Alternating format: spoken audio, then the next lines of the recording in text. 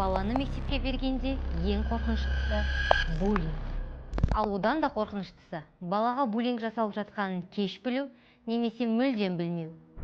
Өйткені буллинг бір күнде басталмайды. Ол өте ұсақ нәрселерден басталады. Сенімен отырғым келмейді деген сөзден, қателескен балаға бәрінің жабылып күлуінен, қалжың ғой деп сезімді елемеуден, баланың өз ойын айтудан қорқа бастауынан. Кейде бала үйге келіп ештеңе айтпайды, тек ақырындап өзгереді, тұйықталып бастайды, мектепке барғысы келмейді, суреті қарайып кетеді, өзіне сенімі азаяды. Сондықтан балаға тек баға емес, орта да маңызды. Ал қауіпсіз орта кішкентай әдеттерден құралады. Эмпатия, жылы сөз, өз сезімін айту, өзгені түсіну. Біз сондықтан Мумби жай ғана дәптер емес деп қараймыз.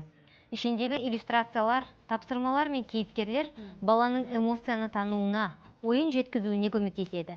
Ал әріптер мен сандарды дұрыс жазуды үйрену арқылы бала өз біліміне сенімді болады. Осылайша біз Мумби дәптерлер жинағын буллингтің алдын алуға бір септігін тигізеді деп сенеміз. Тапсырыс үшін Каспиде мына кодты теріңіз.